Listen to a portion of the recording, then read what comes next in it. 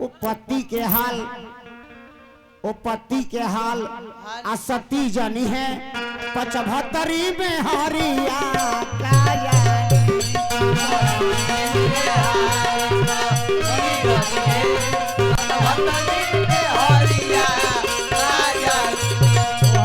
पति के हाल असती जनी है 75 में हरिया का जानी।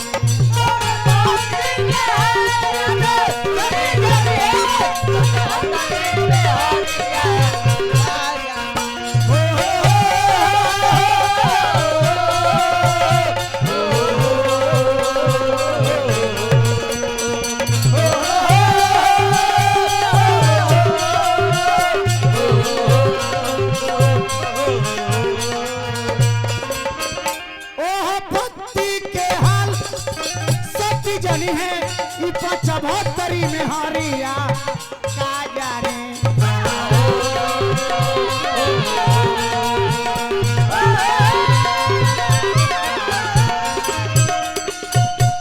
ओह पति के हाल सत्य जनी है 75 में हरिया का जाने।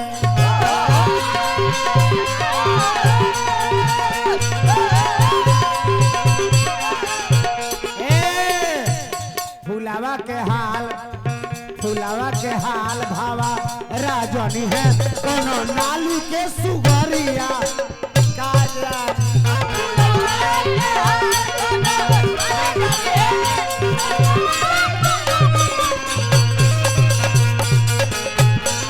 हाल भावा राजनी है कोनो नाली के सुगरिया का जानी।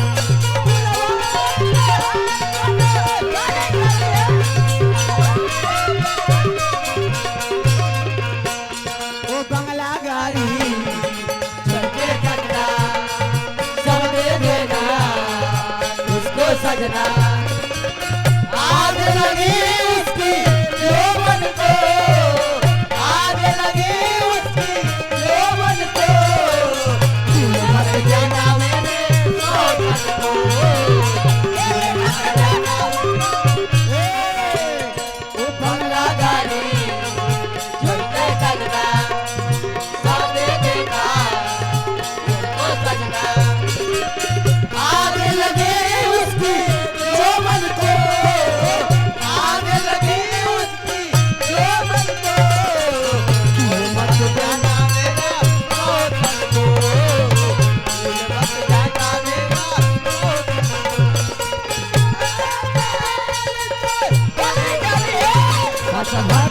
में हरिया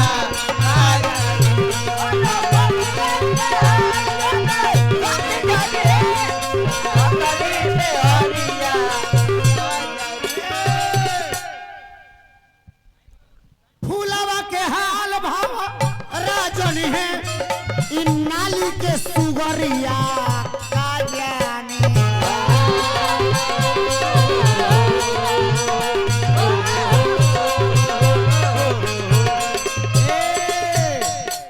फुलवा के हाल भवरा जनी है इन नाली के सुगरिया का जानी। राम जी के हाल हानो, राम जी के हाल हानो मान जानी है। राम जी के हाल हनुमान जानी है।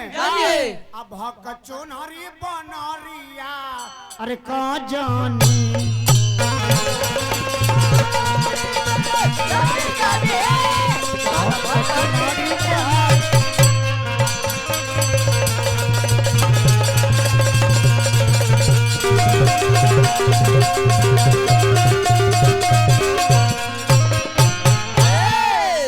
प्रेम से बोला बबुआ बोला कि राम लाला कहा अरे जनक लली लक्ष्मण जय बजरंग बली।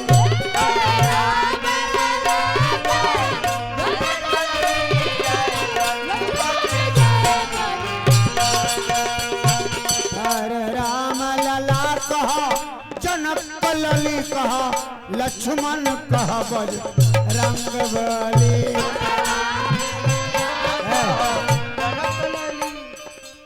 प्रेम से एनियो बढ़ाई ना तनी एनियो बढ़ाई ना राम लला जनक कलली लक्ष्मण भैया बजरंग बली राम लला जनक कलली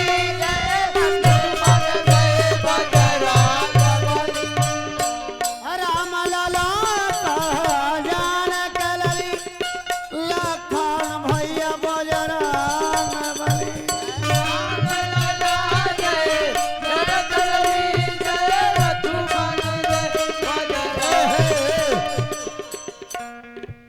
वो भी मिस्टेक से सब कराया था। हम भी गाड़ा गाड़ी वाला आदमी नहीं है। हेलो, मेरे पास एजुकेशन है। 1082 लाइन में आएंगे, सबसे आगे हम होंगे। मेरे पास वो एजुकेशन है। राम के बारे में आपको जनाया गया, कृष्ण के बारे में जनाया गया। हम उसको बारे में जानते हैं जो आप लोग का संस्कार बदल सकता है। हम बुद्ध के बारे में जानते हैं, बुद्ध के बारे में। बुद्ध समानता चाहते थे। चमार दुसाद कोईरी कहार अहिर गरेरी राजपूत ब्राह्मण भुइहार ये सब जाति प्रथा नहीं। हम सब एक भाई भाई। हम सब एक भाई भाई। राम लला कह जनक कलली लक्ष्मण भैया बजरंग बली राम लला कह जनक कलली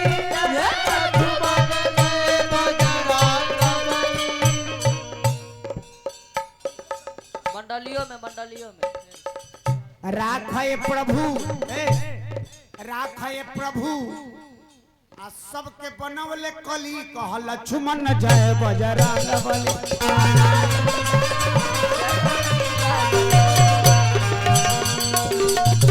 प्रभु सबके कली कह सीताराम